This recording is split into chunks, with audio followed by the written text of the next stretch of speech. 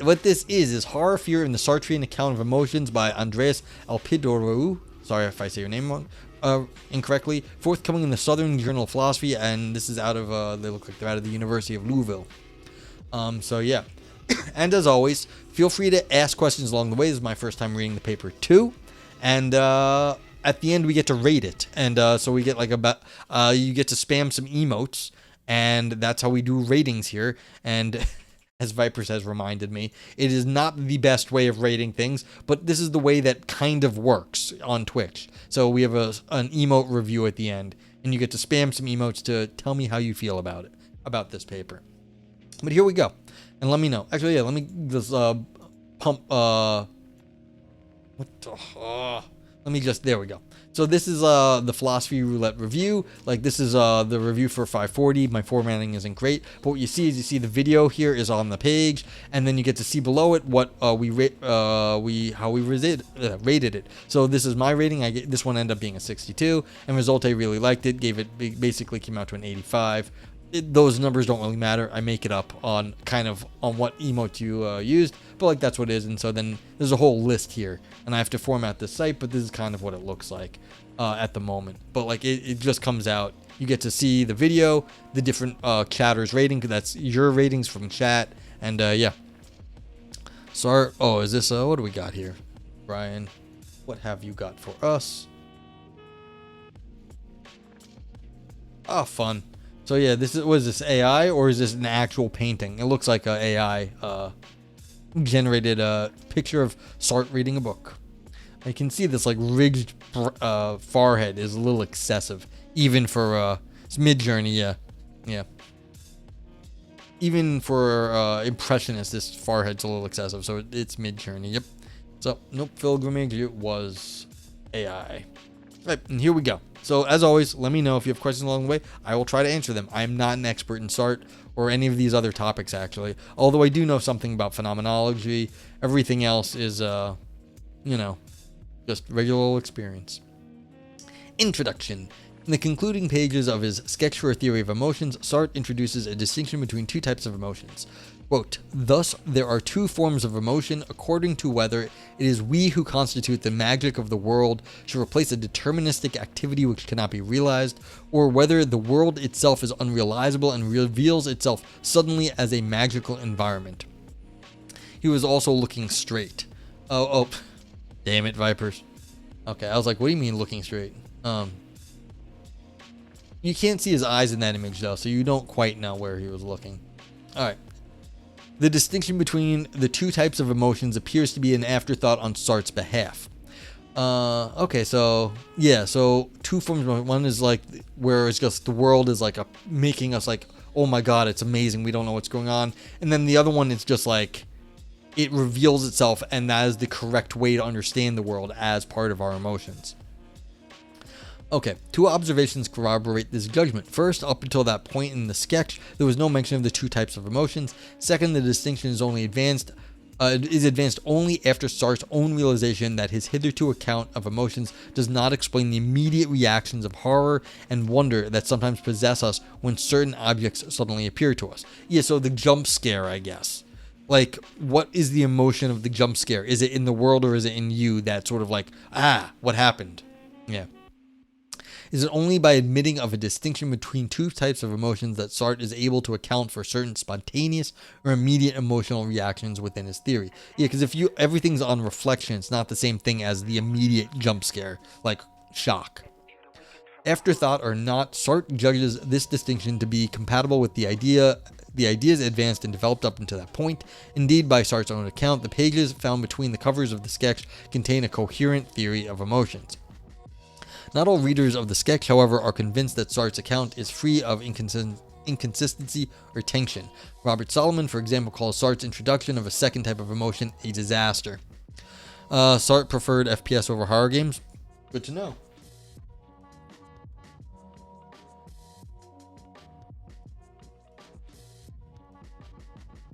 Alright, so Solomon opines that it undermines Sartre's own claim that all emotional behavior is purposive. Sarah Richmond argues that the concluding pages of the sketch betray Sartre's indecisiveness as to how to understand magic. That this indecisiveness is important, Richmond points out, for it's symptomatic of an underlying tension between two ways of understanding emotion. More recently, and in response to these charges, Anthony Hatzimoyis defends Sartre, and I apologize for how I say everyone's names. If it's not really boring American English, I am pretty terrible. Anthony defends Sartre from accusations of inconsistency. After a consideration of Sartre's position, he concludes that, quote, the discussions in the final pages of the sketch is consistent with Sartre's main analysis of emotion. In this paper, I revisit this debate and evaluate Hatzimoyis' conciliatory reading. I show that there is indeed a way of articulating a reading of the sketch that is free of inconsistencies. Yet such a reading diverges significantly from the one Hatzimoyis offers in his attempt to save Sartre's position. Ultimately, in this paper, I highlight a novel reading of Sartre's account of the emotions, one that is phenomenologically accurate and that at the same time enjoys support of textual evidence. 2. Emotions and magic. According to Sartre, emotions are experiential episodes that are prompted by the perception of difficulties.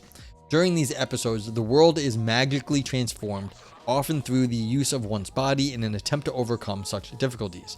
This brief summary of Sartre's account requires unpacking. Emotional consciousness is primarily, and for the most part, unreflecting consciousness. Okay, I don't know what unreflecting consciousness is. Like some sort of subconscious? Okay. Emotional episodes, in other words, are first and foremost ways through which we apprehend the world, and during such episodes, one is only non-thetically, don't know that word, conscious of oneself.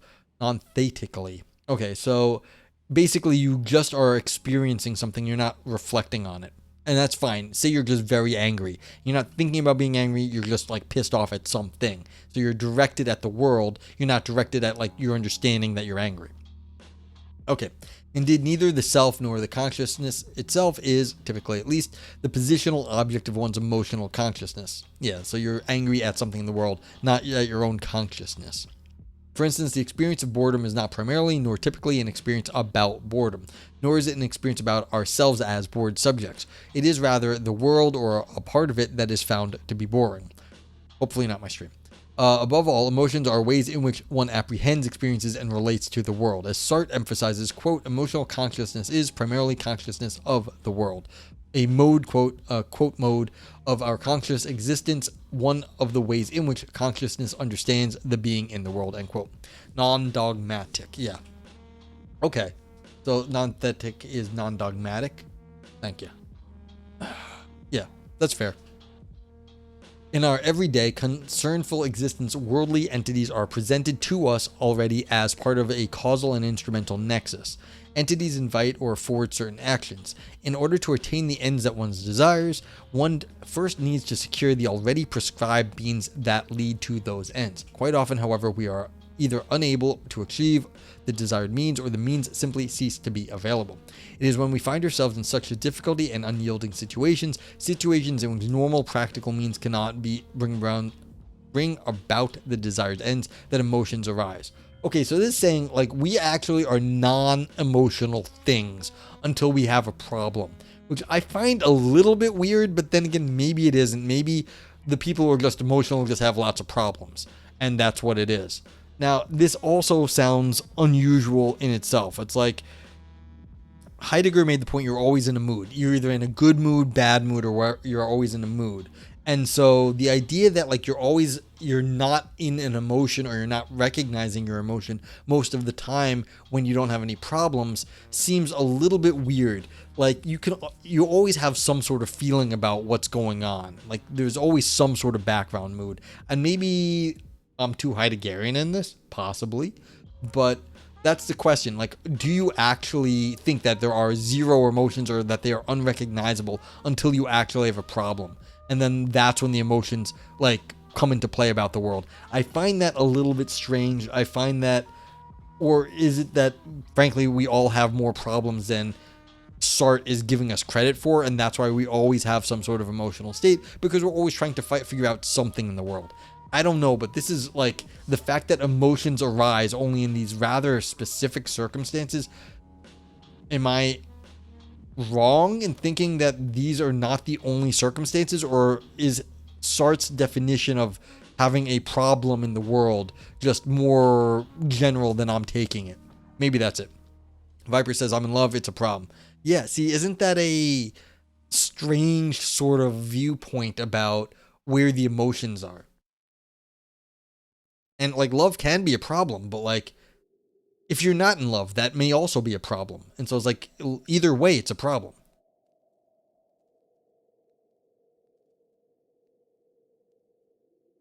Hey, Valpo. Maybe Sart needs it for his existence essence thing. See, I don't know enough Sart. Maybe, like, there's something going on here, but I can't even answer that question. My lack of continental reading, and existentialist readings on display at the moment. How you doing, Valpo? Hope your summer's going well. But yeah, I just find this a little bit odd here. Valpo says, if we were thrown into being with moods and concerns, maybe we have a little essence that precedes existence. I mean, that's the sort of like pseudo-religious stuff I think Heidegger had in the background. I don't know if Heidegger would even accept that. I would think Heidegger would say that we're thrown into existence and this is what it would be, a Mitdasein. It would like being with the world is. And so that's what it would be to be with the world, is to like sort of experience it in different ways. So I don't think that you would actually need to have a prior essence there. It would be an idealistic point of view to say that there is something that we are like putting out in the world. I think Heidegger would probably reject that, at least being in time Heidegger, because I would think that the way we are experiencing the world, Heidegger would say that is the world and that's how it is. And that's what the moods and concerns are, is the different ways we are experiencing the world. So I think Heidegger would reject that, and I definitely would reject that. If we had something that we were bringing to it, that would be some sort of idealistic position about like that we had something special or like a soul or spark of something. So I don't know, but like that's just my anti-idealist bent in me, and I think Heidegger would resist it too. If you're happy and you know overcome your adversity, yes. Omnifis says, Philosophy Roulette 561 sounds like the title of a graduate or temporary course at university. Coincidence or result? Which one was that? I don't know if the... You think I remember stuff, Omnifidus? You can have a little essence as a treat. Yes. I mean, it tastes really good. I mean, I could look it up. I don't know. Is it even on this list or no? I don't know. Sorry, I don't know. Heidegger, we are the world. It really is. Like Heidegger was pretty hardcore in rejecting the mind world distinction. And so, yes, like very much. Also Hegel for that matter, yeah. So again, that's the rejection of the Cartesian mind and world distinction that, you know, goes up through this like line here. Like, yeah. It's this one? Oh. Thank you, Vipers. I really missed that. Like, Harfield, no, like, Omnipidus, sorry. These are published works of philosophy. And this is in the Southern Journal of Philosophy, which is a well-regarded journal of philosophy. Like, this is professional work. This is professional stuff. Now, that said, a lot of people, like, publish things that were part of their dissertation. So this could be, you know, part of this person's dissertation, but I wouldn't like bet on it. Like there's no reason why I should think that of all the things they published, this one was that. It could be though. It could be. So, but like you can check the link. You can go find out when it was published. You can read more about the author if you want to. Yeah. So. Yeah.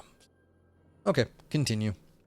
All right, during an emotional episode, you see again, like the idea is like there's emotional episodes is interesting.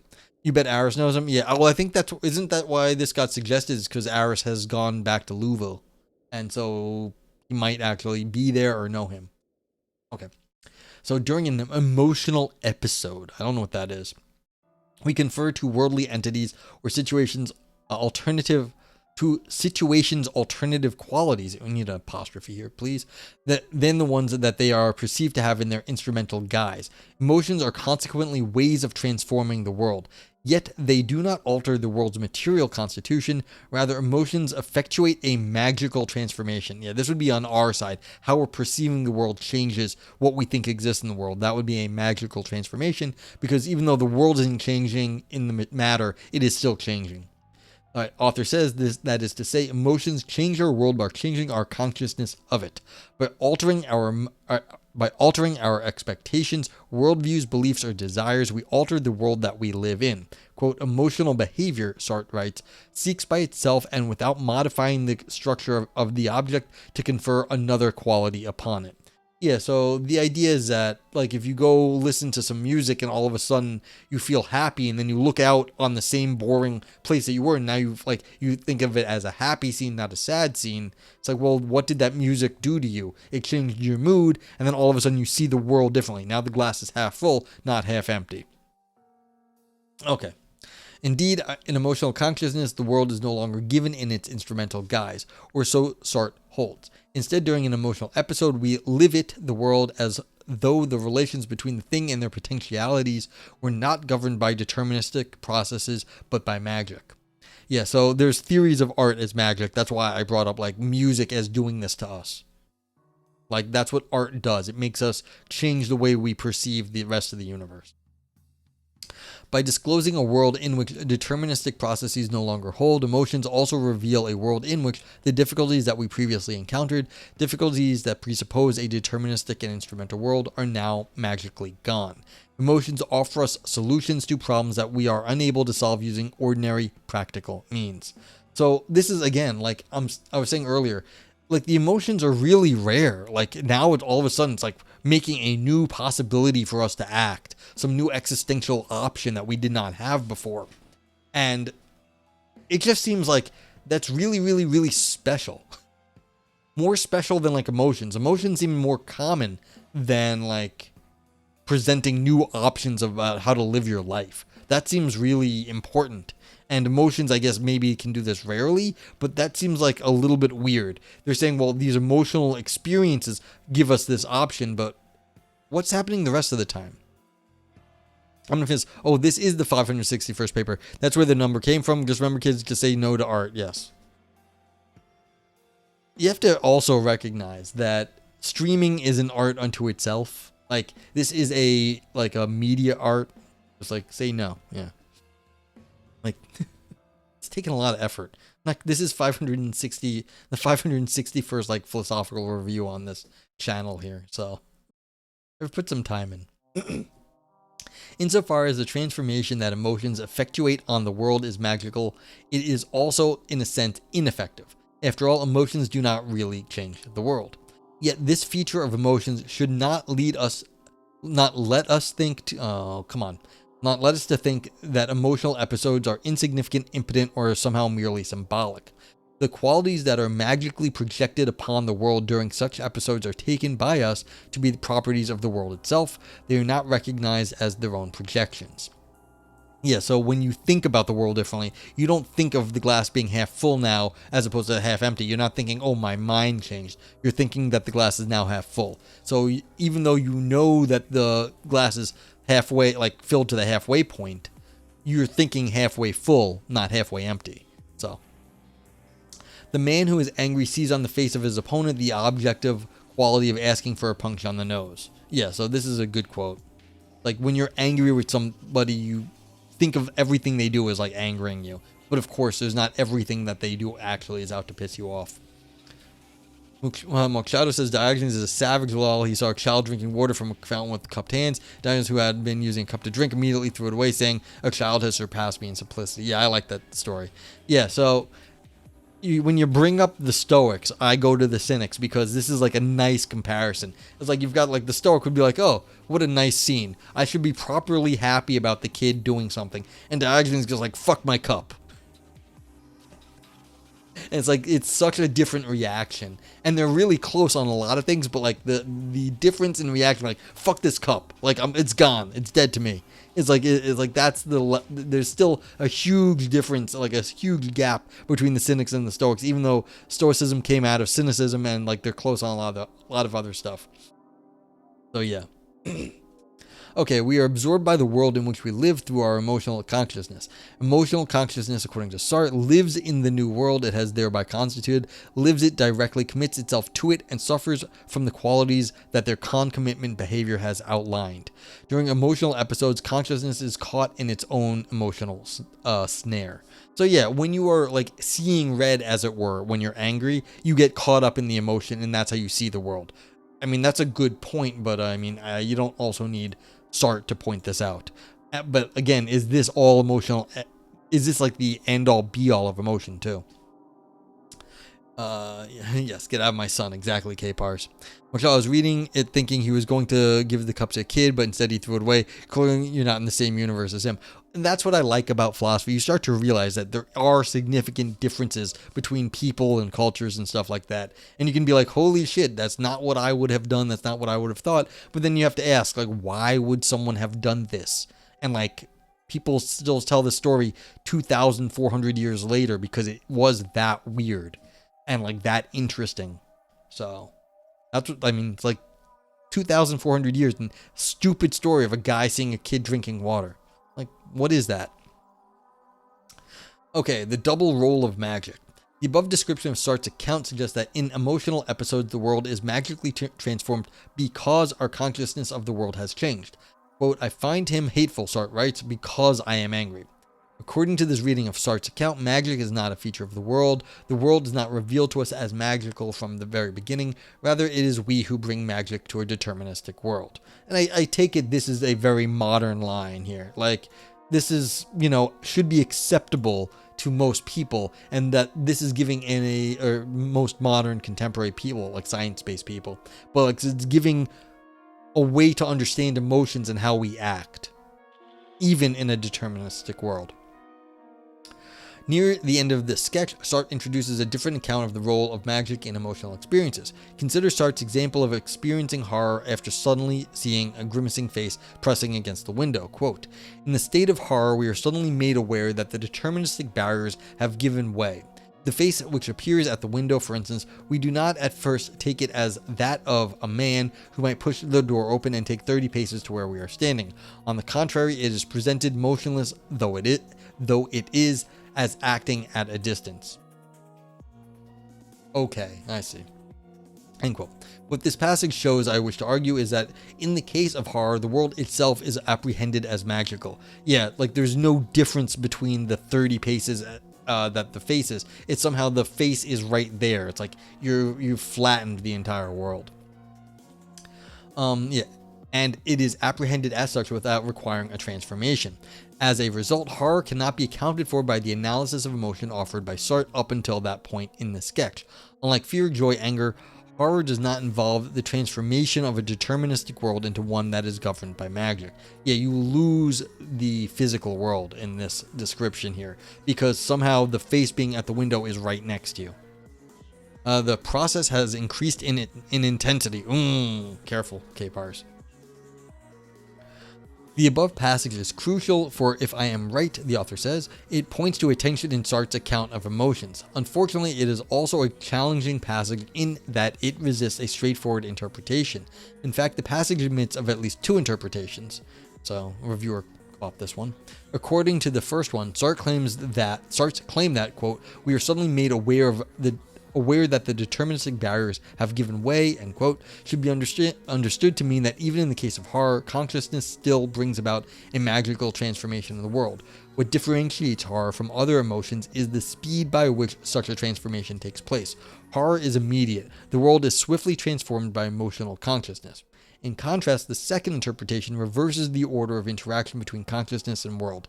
It is not emotional consciousness that transforms the world, it is the world, which already appears as magical, that affects the consciousness in an emotional way. The horrible or horrifying is not in any way conferred or projected onto the world. It is encountered as already part of the world. If the first interpretation can be captured by the motto, if I find the world to be horrifying because I am horrified, then the second one is captured by the motto, I am horrified because I find the world to be horrifying. Yeah, so this is the second one's the Heideggerian interpretation. That's just how the world is, and then that's how you react to it with horror. The first one is, I find the world to be horrifying because I am horrified. That's a more Husserlian, you've now apprehended something of the world because like it's a derivative, it's inferred, it's because I am horrified. You are like reasoning back, not because you find the world that way, because you're looking at your reaction to it, then you're saying, well, the world is horrifying because I have become horrified. It's like, no, it's like just the finding of the world in that in the second interpretation is just like, it's already the way the world is. The world is horrifying. That's how you find it, as opposed to reflecting on yourself, your horror, saying, well, that's how the world was because I'm reflecting on myself. There's no reflection in your finding of it. That's just how the world acts upon you. And that's how you are, because that's what the world does. It turns you into a horrified thing. Okay. Despite the availability of both interpretations, there's only strong textual support in the favor of the latter. So this is in the Heideggerian sense, in the Heideggerian reading, I guess, at least according to me. First, the discussion of horror takes place in the context of Sartre's own realization that the theory of emotions that is presented in the first 20 or so pages from part 3 of the sketch fails to account for certain immediate emotional reactions, such as that of horror. The subject becomes the object thing going on. Yeah, exactly. So once they're collapsing the sort of logical or the physical barriers between you and the world. That's what they were saying earlier, K-Pars, where it's like you're not in a deterministic universe anymore. When you see a face at the window and you become horrified, like it's not so bad if it's like super far away, but when the face at the window horrifies you, it's like it's in your mind already. So that's what the world has done to you. You're not inferring, it's like already on top of you because it's already in your mind. And that's just like how the world is. Okay. Indeed, the quoted passage immediately follows Sartre's admission that there are two types of emotions.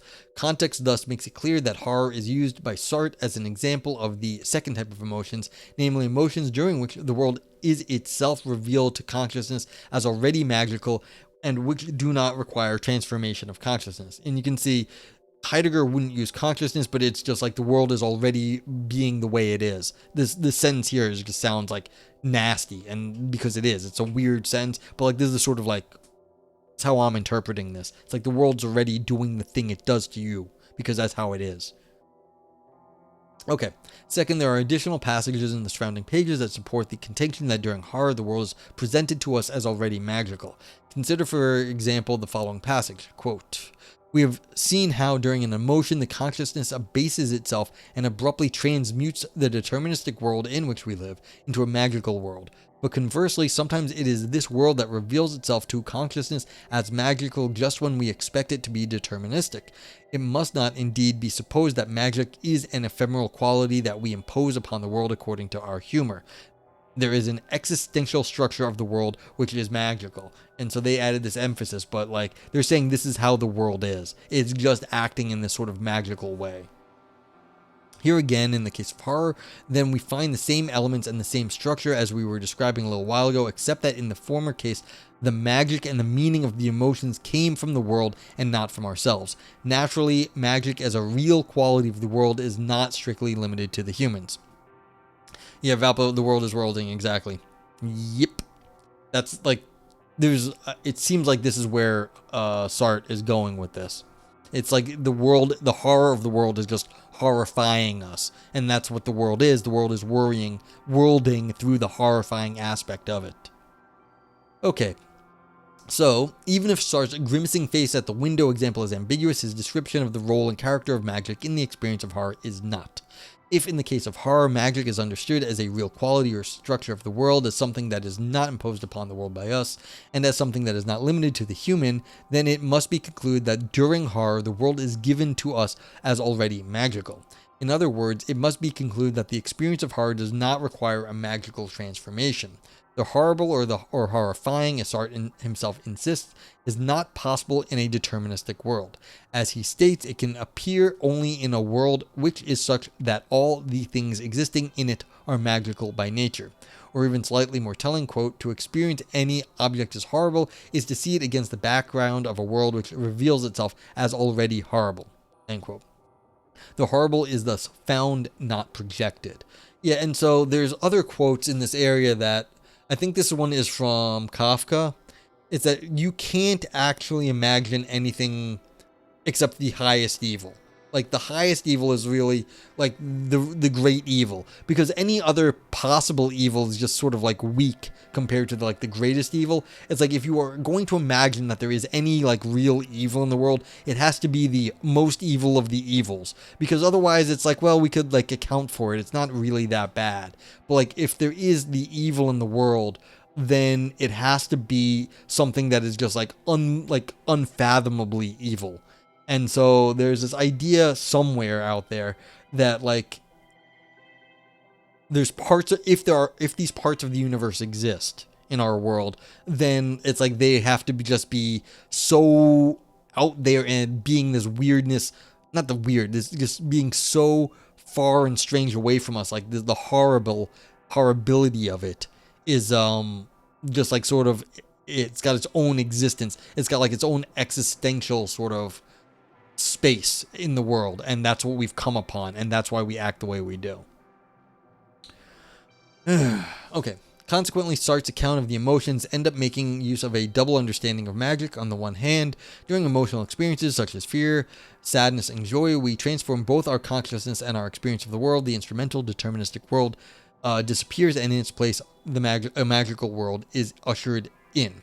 Emotions, Sartre writes, are, quote, are reducible to the constitution of a magic world by making use of our bodies as instruments of incantation, end quote. On the other hand, during certain other emotional episodes, such as in horror, terror, or wonder, we apprehend the world magically from the very beginning. Magic, according to this latter analysis of the emotions, is not a quality that we assign to the world. Rather, in its various existential structure, the world is magical. This is what I mean there. So that's what I was getting at before. I'm happy I got something close to being right, because I was saying that up here, already horrible, but I was saying it has an existential structure of horribility. And that would be the magical part of it. The tension between the two accounts offered by Sartre is palpable. Is it our emotional consciousness that constitutes a magical world, or is it a magical world that which surrenders us in an emotional consciousness? Can emotions be both? Looking for consistency. Hatzimoisis has recently argued that despite appearances, Sartre's account of horror is consistent with his main analysis of the emotions as magical transformations of the world. Hatzimoisis' ingenious strategy is to show that even in the immediate emotional reaction of horror, there is a behavior that not only bestows finality and purpose to the emotion of horror, but which is also indicative of a magical transformation. Let us return to Sartre's example. Upon seeing the grimacing face, one is frozen with terror. Hatzimoisis claims that by standing still, the subject might wish that the whole scene, including the threatening presence outside the window, freezes with himself. He concludes, quote, the subject who experiences the horror or terror aims to cancel the threat by canceling its acting at a distance. What is frozen is not only oneself in terror, but also the apparently imminent threat. So this is what deer in the headlights are. When you freeze like deer in the headlights, you're hoping that the world freezes with you. That's not a very good solution, but yeah, like that's kind of interesting. It's like deer in the headlights frozen is, well, you're hoping everything else stops with you. It's like, all right, good luck.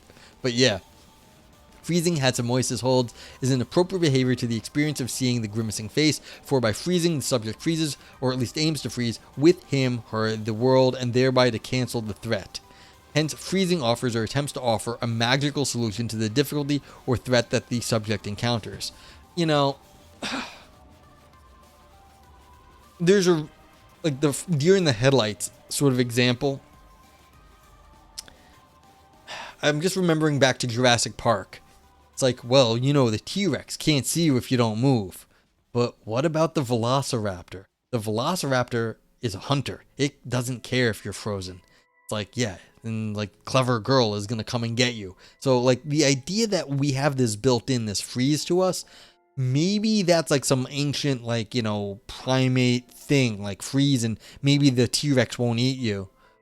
But then again, like there's plenty of other situations where you should be running. So like fight or flight sort of thing.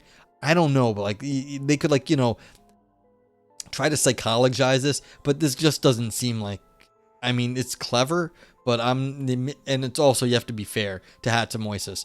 This is someone who disagrees with Hatsumoisis is giving a gloss of their work, and so this may not be the strongest defense of Hatsumoisis. But like, yeah, still, it's just a funny sort of thing. If when I freeze, you freeze.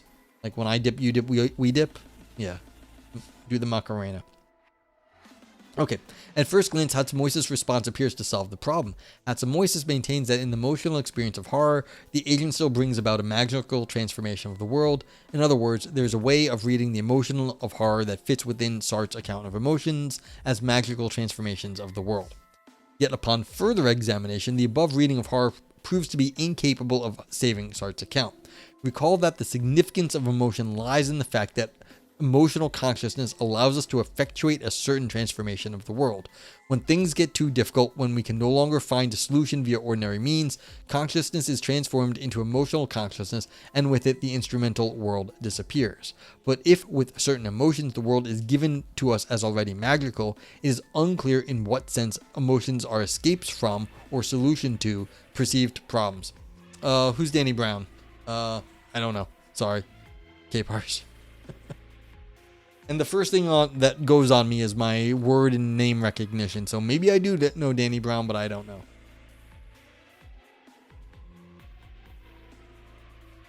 If you dip, you dip, I dip. I thought, yeah, that song, it could be. I don't remember though. I thought that's not the Macarena. See, I got everything's gone now. But yeah, the Danny Brown song then. Yeah, Bowser's like, oh my god, shock Pikachu. Emotions are solutions to problems. Well, Bowser, that is an apt, the shock emotion. And there's a reason why we use emotes on Twitch and all this other stuff. It's because, the first interpretation here is that, a picture is worth 1,000 words. You reflect upon it. But the second one is that, the hit of seeing the emotes does something that is immediate. You're not really reflecting on the image. You're reflecting on just seeing the thing in the raw. You're raw dogging the emotes, okay? And they're just getting into your head and affecting you somehow. And the idea that you're just being affected by the images on the screen and you're not reflecting on it, you're not getting an emotional state and transforming your world about it, is that is part of on a very, very, very small scale, what the point of having images are, that they have a much more immediacy. The immediacy of getting emotes spammed is different from you see an emote and you reflect upon it. What are they trying to mean? Yeah, you could, have a Sartrean account of emote behavior on Twitch and other chat stuff. Okay. But yeah, we are, what's it called? Exactly. Okay, so we're 2 hours in stream, and I am only halfway through this paper. Emotions are solutions to problems. Problems, notice, that arise within a deterministic and instrumental world only because emotional consciousness changes the manner in which we relate to and experience the world. During emotional episodes, the world ceases to be governed by deterministic processes. It is instead governed by magic. However, if there are emotions in which the world is given as magical, as I argued, is indeed the case for horror, then those emotions are neither transformations of the world nor in any evident way solutions to experienced difficulties. They are neither of these because we have not changed our mode of relating to the world. We have not removed from an instrumental mode of relating to the world to a magical one. We do not experience the horrifying first in an instrumental world and only then, in an attempt to escape from it, we experience the world as magical. The perceived difficulty in the case of horror, that is, the horrifying, from which we seek an escape, is not a difficulty or problem that arises within and depends on the presence of the deterministic and instrumental world. We experience the horrible, or that which is horrifying, in a world that is already magical. Yeah, you're not going to be horrified just by some face at the window without, a whole lot of other things going on in your mind. So something else has to be happening. And if it's just not, if you're just not that afraid of the face at the window, it's you're still in this sort of well, I know what's going to happen. That's the determinism. Return to Sartre's example of seeing the grimacing face. Why is the experience of seeing the face one of horror and not one of fear. There's a distinction between fear and horror, as Sartre clearly thinks that there is. If there is, then there must be a reason why the experience of seeing a face is the former emotional type and not the latter. The reason I believe is clear. Such an experience is horrible because the face is already experienced as magical. It is presented as an entity that is immune to our deterministic expectations. Yeah, so it's acting in a way that we can't understand.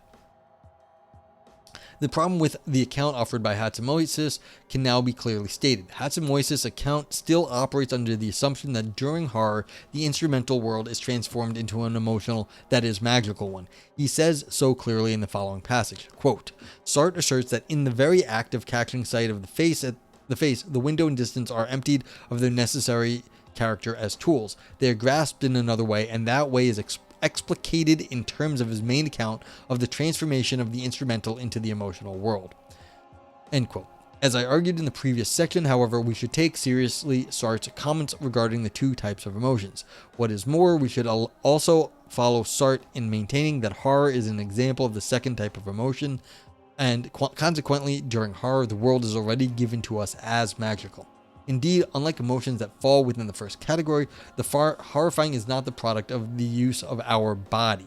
The behavior which gives its meaning to the emotion is no longer our behavior. It is the expression of the body of the other being. Yeah, so now you're worried about how the world is, not about what your existence in it. So that's why it's the world doing the work here. You're not worried about how you operate in the world because you no longer really are doing anything. The world is horrifying you at this point.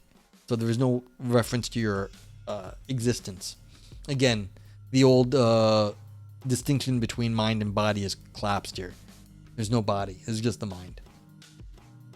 No transformation is needed in order to experience that which is horrifying. Once again, the horrific is not projected or conferred onto the world. It is instead encountered in it. Thus, Hatzemoisis' proposed reading cannot be accepted. As it is clear from the above passage, his view is premised on the claim that freezing involves a move from an instrumental world to one governed by magic. Such a claim, however, runs contrary to Sartre's understanding of horror. Okay, horror in the light of fear. I hold that during horror, the world itself is experienced as horrifying. I mean, in any other case, you'd be like, yeah, so what? Like, isn't that by definition? But like, again, they're making a specific claim about that there is some existential part of the world that actually is horrifying. It's not anything to do with us, that the world just has existentially horrifying things, parts of it, regardless of what we think. The horrific or horrible is not a quality conferred to the world by consciousness. Yeah, again, not us. So they're repeating I'm repeating what they just said. It is not the result of a move from experiencing the world as deterministic to experiencing as being governed by magic. There is no need for such a transformation, for that which horrifies us is already experienced as magical. Still, couldn't one make the case that the emotional experience of horror brings about some kind of transformation? That is, even if we accept Sartre's insistence that during horror the world is given to us as magical, one could still insist that freezing during horror changes the way the magical world is experienced. Such a change in the way that one experiences the world will be a transformation of the world, albeit a world that is already experienced as magical. What is more, such a transformation could somehow suffice to solve the experienced difficulty. In this section, I consider this interpretive move. I argue that even if freezing is somehow capable of magically transforming a world that is already experienced as magical, the transformation effectuated by freezing is incapable of offering a solution to the experienced difficulty. Okay, so now they're just like, this is like a fine point. Like, they're just being like, all right, could this even possibly do something? Like, could they save Hatzemoisis' account? And they're trying to say, oh, could we even do this?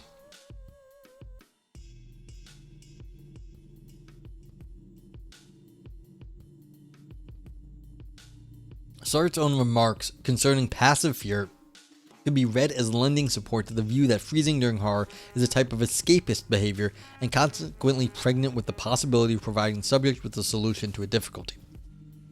In a rich passage that is worth quoting, Sartre writes the following, quote, take, for example, passive fear. I see a ferocious beast coming towards me. My legs give way under me, my heart beats more feebly, I turn pale, fall down, and faint away.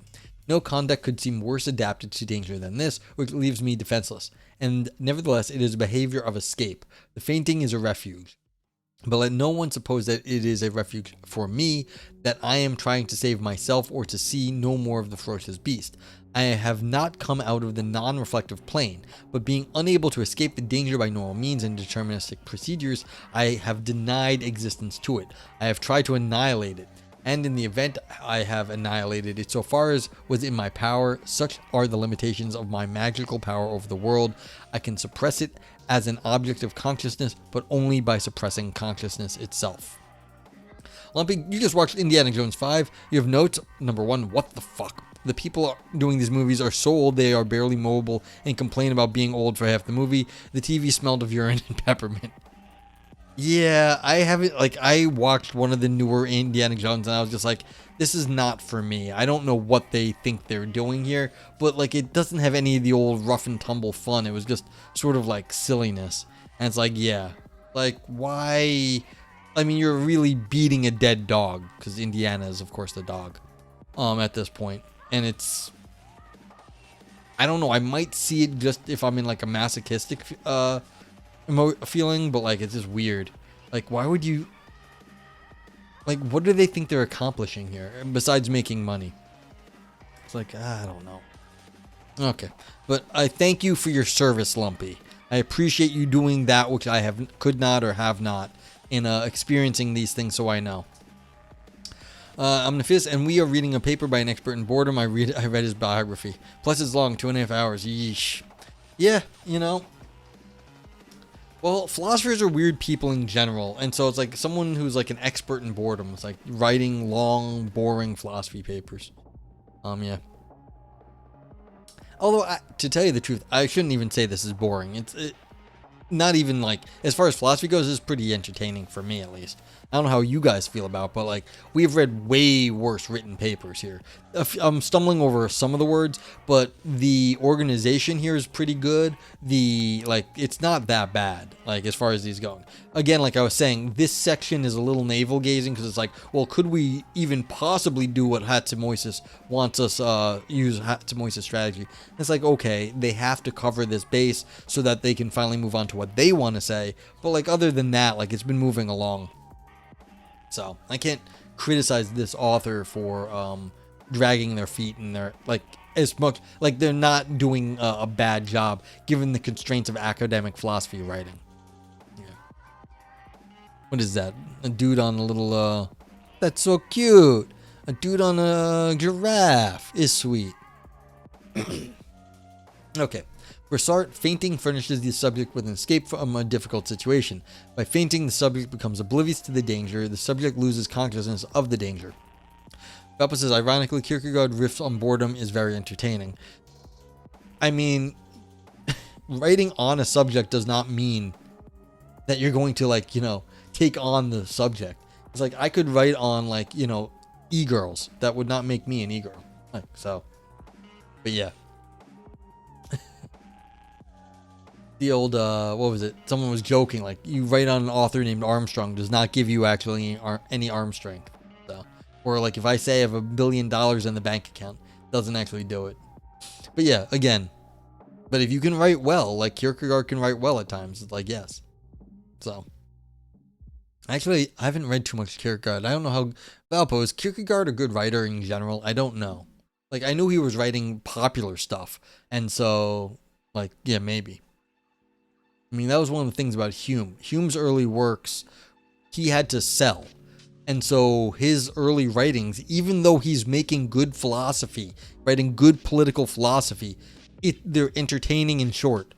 They're good to read because he was selling them. He was not writing for philosophy journals. It was a long time ago. I don't know if he didn't have a good academic position. And so he had to make money off the stuff. So he had to write in a way that people wanted to read his stuff.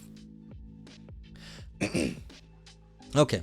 Indeed, by fainting and thereby losing consciousness, one magically transforms the world into one in which the threat is no longer present. Sartre is, of course, quick to point out that fainting during the experience of passive fear is neither an effective solution nor a strategy that is adopted by the subject in an attempt to save him or herself. It is not the former, for fainting as a magical transformation of the world is severely limited. Unreal says the used bookstore here, John King, is huge. Just put out a shelf full of Kierkegaard, but that's not all my jam, so I left it for somebody else. And I'm sure they're going to be happy when they find it. Valpo, if you have a suggestion for Unreal Brian, go for it, because Valpo is a Kierkegaard expert. Yeah, lucky someone else. The journals are still usually pretty pricey. That's cool. Yeah. Okay, so it's severely limited. It fails to take away the danger, and is not the latter because experiencing fear is unreflective. When one experiences fear, one remains conscious of one's world. One is not conscious of oneself nor one's emotional states. Still, the emotional experience of fear, along with its behavioral manifestations, is a type of escape. Even if the danger does not disappear, the threat ceases to be present to the subject. Yeah. It is both surprising and somewhat irritating that Sartre's discussion on passive fear focuses exclusively on fainting and fails to mention what is the most common behavioral manifestation of passive fear, namely freezing. Still, one can speculate as to how Sartre would explain freezing in the sight of a threatening situation. When summarizing his view on fear, he writes, "The real meaning of fear is now becoming apparent to us. It is a consciousness whose aim is to negate something in the external world by means of magical behavior, and will go so far as to annihilate itself in order to annihilate the object also." This passage is suggestive. If fear is an attempt to magically negate a threat, then under the assumption that freezing is a behavioral manifestation or expression of fear, then freezing should also be understood as an attempt to negate the threat. When one cannot outrun, hide, or fight a predator, one finds refuge in freezing. By freezing oneself, one freezes, or better, one attempts to freeze, magically the perceived threat. Consequently, if one takes seriously Sartre's view that fear is a solution to a perceived difficulty, then one could argue that freezing is a transformation of the world. But if freezing behavior in fear constitutes a transformation of the world, then freezing behavior in horror ought to do the same. Thus, the case of freezing allows one to argue for a parallel or analogous treatment of the emotion of horror and fear. The analogy with fear, however, does not work. That is for at least two reasons. First, it is rather unclear whether freezing, even in the case of fear, succeeds in transforming the world. The world does not change when the subject freezes herself, nor does the subject's perception of the world change in an obvious way. Fainting has a clear effect on one's consciousness of the world, freezing does not. Here I am not precluding the possibility that freezing could have certain effects on how one perceives the world. For example, it has been shown that in a state of boredom, one's experience of the passage of time becomes altered. Time seems to move more slowly. Perhaps freezing has similar effect. Thus, I am not objecting to the claim that freezing might have an effect on one's perception of the world. Rather, what I am objecting to is the use of unsubstantiated claims about the nature of psychological effects of freezing in an attempt to bolster or support an interpretive position. Yeah, so imagine if you freeze, you think time's going slower, and so that might give you the ability to, think more, have more time to choose because you don't have a good solution, and then that would be a solution to a problem, that you give yourself more time by freezing. You think that works. What's up to Carlism? So that would be a solution, but the author's like, yes, but now you're just making shit up at this point, and that's fair. It's like, that's not a solution that you can make up a solution. You need an actual solution, not something that is hypothetical. Okay, in other words, whether freezing during fear or horror has certain effects on one's perception of the world is a matter that ought to be investigated empirically. It is not an issue that should be settled or even speculated from the armchair. Hence, until the presumed effects of freezing are both clearly articulated and supported by findings in the relevant sciences, it remains unclear to say the least that freezing in the case of fear constitutes a transformation of the world. But there is another stronger reason why the analogy with fear does not help. This reason persists even if one were to show that freezing in the case of passive fear changes the way one experiences the world. The experience of horror is quite unlike that of fear. To fail to see this difference is to fail to take seriously both the phenomenology of horror and Sartre's own position. Horror is a more encompassing and enveloping emotion than fear. In fear, there is a possibility of escape. This is a premise of Sartre's reading of active fear. Fleeing away from the threat in active fear is an appropriate response because we can, by using our own bodies, transform the world in such a way that the difficulty has disappeared. However, in the case of horror, the world is magical. To repeat a line that I quoted above, quote, "The horror can appear only in a world which is such that all the things existing in it are magical by nature," end quote. Even if turning our backs on the fearful somehow negates the threat, turning our backs on the horrible does not make the horrible disappear. Similarly, if we assume that freezing is somehow successful in negating the fearful, it cannot be assumed that freezing would be equally successful in the case of horror. Sartre is hauntology person, right? I don't even know the word hauntology. We're discussing Sartre on horror and fear and emotions at this point. Emotions apparently are giving you, under a common interpretation, emotions for Sartre give you new ways of interpreting the world. They provide solutions when you have a problem. And the author here is arguing that horror resists this interpretation. French motherfucker, yes. Sartre is like not, that's Derrida? Okay. Sartre is like nausea and being and nothingness. Okay. Yeah. Wrong French guy. Okay, the main problem with trying to understand horror in the light of fear is this. In the case of fear, a solution to the perceived difficulty is possible. That is because fear, according to Sartre, arises out of our engagement with the deterministic and instrumental world. Yeah, if you can still run, then you can change the world. If you can't run, like they're saying horror, there's no point in running. Then it's like, what are you even worried about then? There's nothing you can do. It's magical.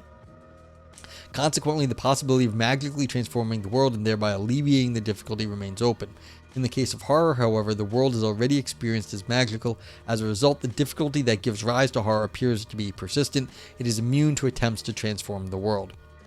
Emil says, Mark Fisher talked about hauntology a lot, but yeah, it came from French because the H being silent sounds like ontology. Oh, okay. Yeah, these are things I don't know.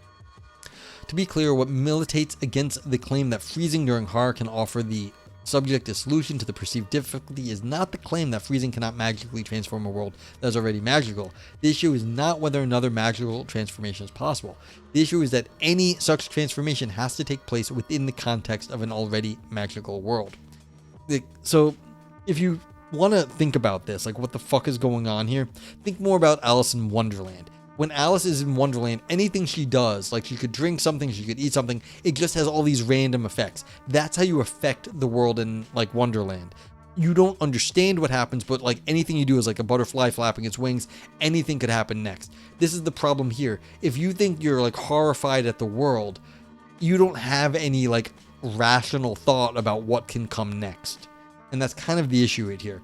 It's not, and that's why they're saying the issue is not whether another transformation is possible. It's that it's useless.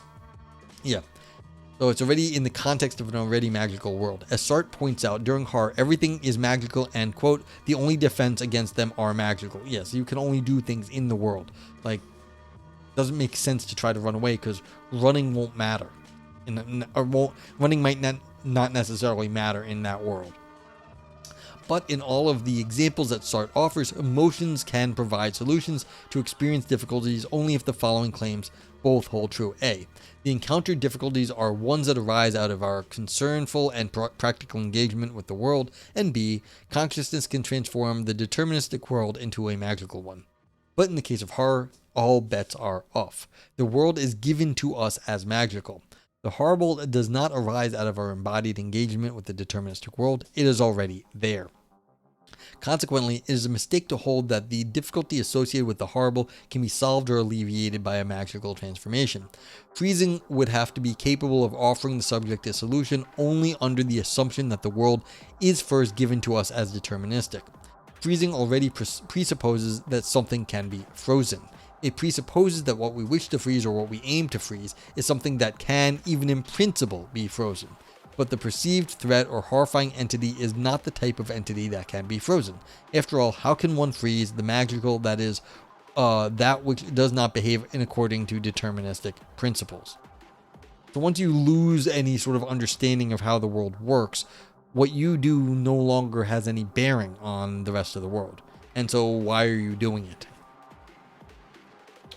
Sartre himself is skeptical that magical transformations are capable of alleviating difficulties that arrive within a magical context.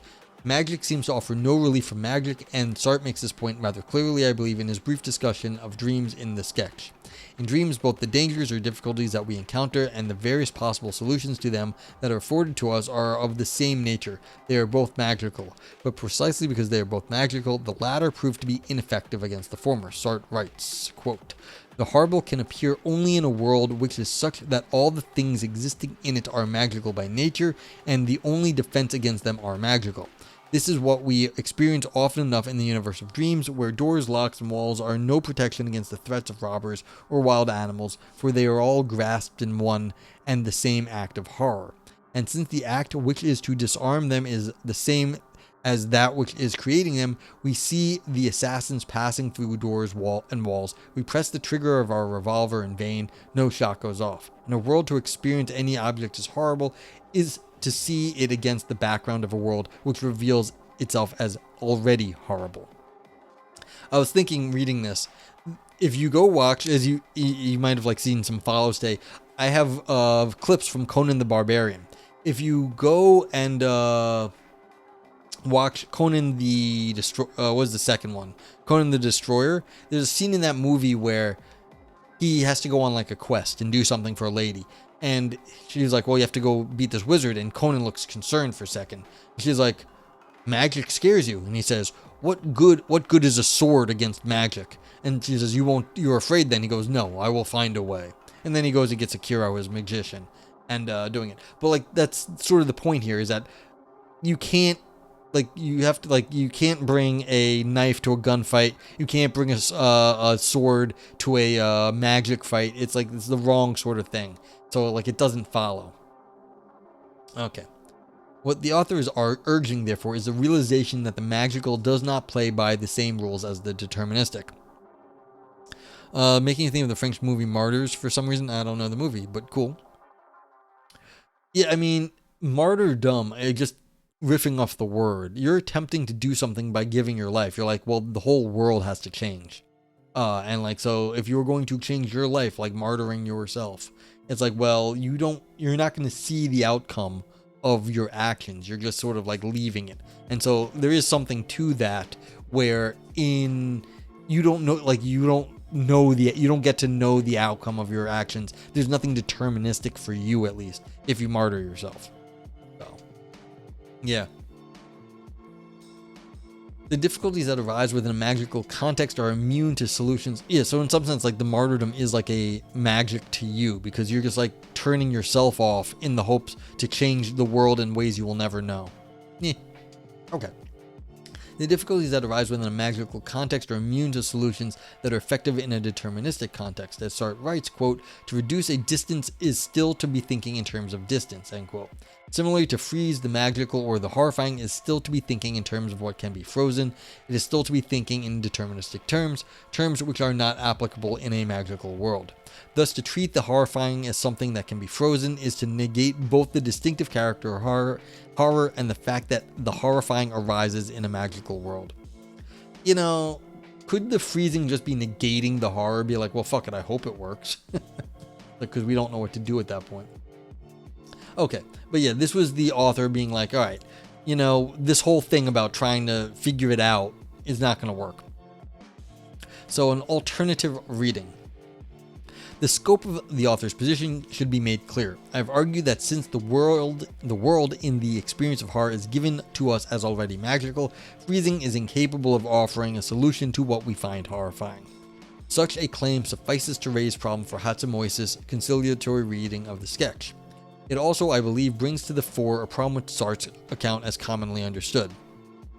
Viper says, without too many spoilers, the idea is that the path to transcendence through helplessness and torture. Oh, that sounds terrible.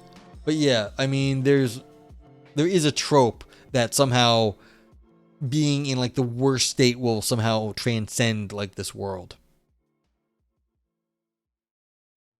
If all emotions are ways of transforming the world into something that is no longer governed by deterministic processes, then by Sartre's account, horror is not an emotion.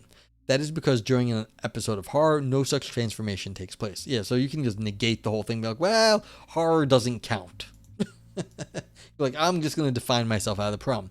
Horror is not an emotion. Everything else is emotion. Horror is not. It's something else. Rather, as Sartre himself makes clear during the experience of horror, the world is already presented to us as magical.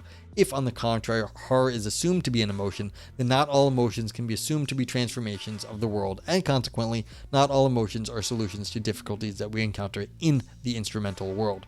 Hence, either Sartre has to give up his insistence that horror is an emotion, or give up the claim that all emotions are magical transformations of the world. He cannot have both. Author thinks that readers of Sartre should embrace the latter option.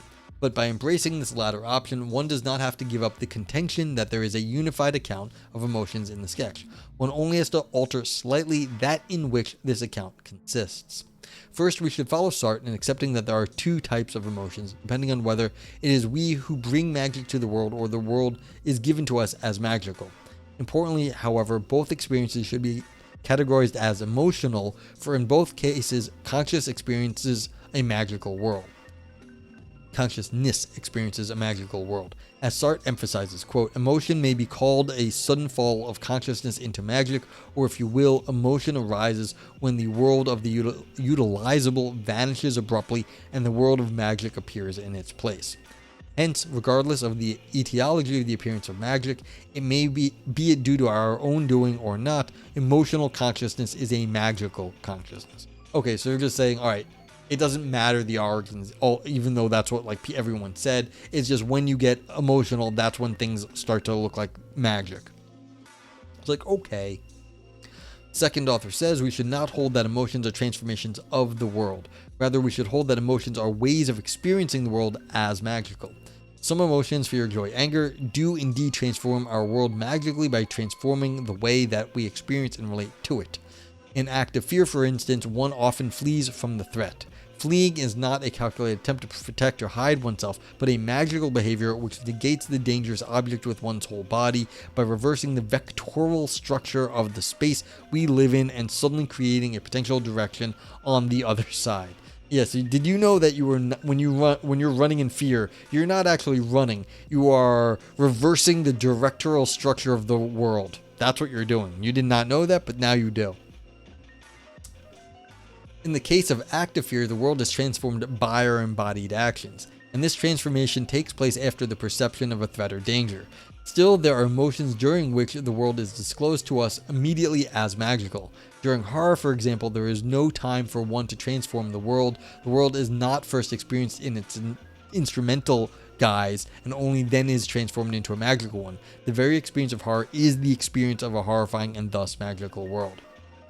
Finally, emotions should not be understood as solutions to perceived difficulties that arise solely within a deterministic context. Okay, so now we're rejecting this initial premise that this is what everyone was saying earlier.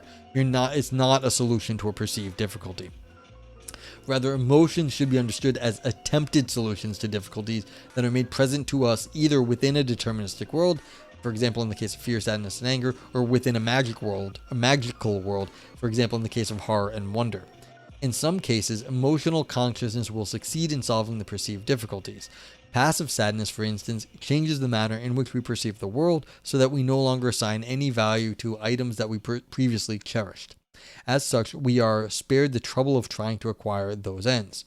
Or in an episode of anger, one raises the volume of one's voice and in doing so, avoids hearing what others might have to say. In other cases, however, the difficulty is so urgent, pressing, or ubiquitous that no matter what we do, we cannot escape it. The experience of the horrific, for instance, seems to be precisely such a case. Omnifist is having fun with vipers. Careful, boys. Or girls, or whatevers. The suggestion that emotions are attempted solutions, sometimes successful, sometimes not. Yeah, I mean, just get consent. That's all I ask. To encounter difficulties is meant to safeguard Sartre's contention that emotions are purposeful. Yeah, so this is if you're turning everything into an attempt, it's well, what's the purpose? Well, you're just attempting shit. Okay. Emotions can be invested with a purpose and finality even if their purpose is not met, and indeed, even if such a purpose can never be met. This point is often overlooked, I believe, by readers of Sartre who, in an attempt to render his account consistent, hold that all emotions are solutions to perceived difficulties. In my view, a conciliatory reading of Sartre's account is possible only if one gives up that assumption. Indeed, the reading I am offering compels us to realize that sometimes difficulties are irresolvable. The existence of a solution to an experienced difficulty is predicated on the assumption that one can move from an instrumental world to a magical one. A magical world. However, Sartre himself admits there are emotions, for example, horror, terror, wonder, for which such a move is not an option. It's a little more than that. What? I've already forgotten what I said. Sorry. Still, the impossibility of solving a difficulty emotionally or magically does not militate against the claim that such a state are emotional, that is, states through which the world is experienced as magical. Decarlism really needs to get here at the Sartrean to get context. Yeah, I mean, I know a lot of people come in midway. You can always ask what's going on. Basically, we're talking about Sartre on emotions, and Sartre was saying, the first half was saying, look, Sartre treats emotions as methods of solving problems in the world. When you get emotional, you're trying to solve the problem in a way that's non-rational. So it's a magical way. And that's what's happening. And the author is now saying, well, what Sartre really should have said, or how people really should have interpreted Sartre, was to say that they're attempted solutions. They're not providing solutions. They're providing attempted solutions. And they're saying with that distinction, then it makes more sense. But that's what's happening here. Not that, like, out there. Freezing is still an attempt. Hopeless it seems, for it cannot change the manner in which we relate to and experience the world to solve the difficulty. Yeah, so if you freeze in the face of, like, a horrifying danger, you're still trying to do something by not moving, but, like, it's not going to work. I mean, this is kind of unsatisfying. I mean, it makes sense what the author's saying here, that you think by freezing, maybe you will give yourself a little bit more time to think, even though you, in some sense, don't have any reason to think that will help. You're doing it anyway, just because maybe you're wrong. So, okay, and transformation is an attempt to solve a problem you have in the world. Apparently, Sartre had this viewpoint that that's what emotion or emotional states are. When you get emotional, it's because you have a problem that you can't solve.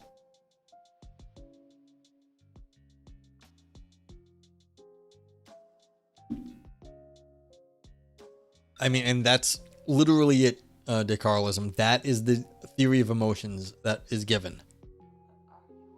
Yeah, I mean, I don't find it... I was saying earlier, I find this strange because, I mean, it makes emotions very, very special. Like, I always have problems. Am I always emotional? I mean, I always think I'm in some sort of mood, but, skill issue, yeah. But, it seems like a very limited view of emotions. Like, I'm usually in some sort of mood. Like, does that not count? Am I only emotional when I'm, like, you know, really worked up? So, like, it seems sort of not how I use the term, but that's okay. He was talking about Subnautica. Okay. Yeah, I mean, I've been watching the Daniel Matt play Subnautica a bit over the last few weeks. So I know something about that game, and it does have jump scares, and it is kind of horrifying at times. So yeah, maybe that's what was going on here. It was just this is really just a Subnautica review. Okay. Okay, as such, horror is not bereft of purpose or meaning. Horror, at least as the emotion is embedded and lived through freezing, is an attempt to escape what seems to be inescapable. Stated otherwise, during the emotion of horror, freezing is an unreflective attempt to solve a problem that appears to be unresolvable. The sketch, I conclude, does offer a unified account of emotions. Emotions are ways of experiencing a magical world, that is, a world that is no longer governed by deterministic principles. And see, that's where the Carlum is it's just underwater Minecraft is fine. Yeah, that's what you see when you have a problem, you can't deterministically figure something out. That's why you get emotional. So you change the world so you're no longer thinking in like the way it mechanically or instrumentally acts. Subnautica is more terror than horror. It's the anticipation. Fair. Okay, well, this is the end though. As such, they are attempted solutions to perceived difficulties. Since, however, there are two ways of experiencing a magical world, there are also two types of emotions. Yeah. And that's it. Cool. Yeah. You know, now what we do is we review the paper. So, this is the emote review. Feel free to spam the emotes that you see fit. If you thought this paper had fun ideas, you give it a brain dance. If you thought it had existential or artistic drama, Nog Scream. Deep ancient ideas, Nog Ouroboros. Slicing and dicing arguments, Nog Knife. If it's navel gazing only for academics, Nog Navel. All style, no substance, Nog Turd. And Nog Grapes for big claims that shrivel up. Also, you can use the global vote yay and vote nay if you just want to say it was good or bad. And there's the vote meh. Just so you know, like when I do the scores, everything in the green boosts the score up. Everything in the red pulls the score down. And the vote meh kind of pulls it towards the middle. You don't think you read enough to rate effectively? That's fine. It doesn't matter. I mean, if you want to rate, go ahead. If you don't, don't. It's cool. Like, you don't have to worry. Don't worry yourself about it. It's just an emote review. But yeah, I thought this was fun. I don't really like this idea that like emotions are there to give solutions to non-deterministic problems, or not give non-deterministic solutions to problems. That's interesting. I had not thought about that. I think it's a little bit bonkers, but yeah, that's okay. But it does actually, there is something to it. Like when you get yourself all worked up, you do sort of like limit the way you see the world, and maybe in limiting the way you see the world or in seeing it in a certain way, that will give you different options. So it's like, you know, you start to forget certain things, you remember different things, and that changes the way that the world appears to you that you might not normally see it. So I thought it was fun. This is going to get some brain dances out of me. I thought this was a halfway decent paper. And we get some brain dances. Let's see what else to say. Let's give it a scream. I mean, this was kind of existential. I'm like, what is it to like be in fear? So this is kind of like phenomenology, which is in the sort of the existential bent. You're getting that. What else do we think?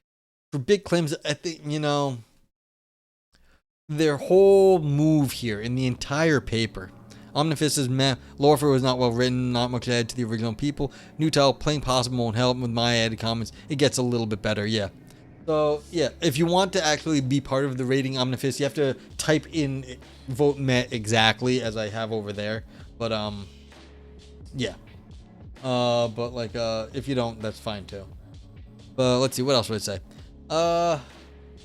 Like, I mean, this is okay for me. It's like, if you are interested in this stuff, like, then it's alright. K-Par says, navel gazing, meh, and Nog Scream. I get it, but it was very formulaic in terms of research on a topic.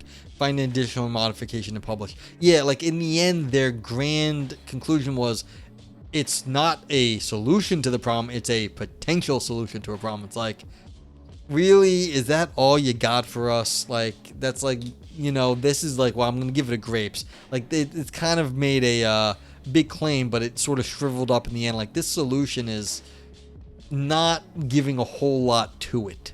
So it's like, yeah.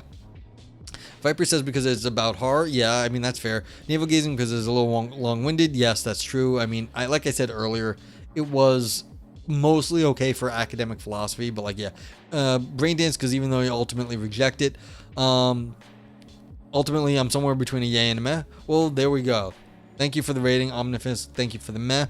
Yeah, I mean, this feels like a paper that if you're in this area, I would recommend that you read, because basically it's like, I think it lays stuff out. That's why you're giving it the navel gazing. It lays stuff out in like an academically like coherent, like sort of formulaic way. It's okay in that sense.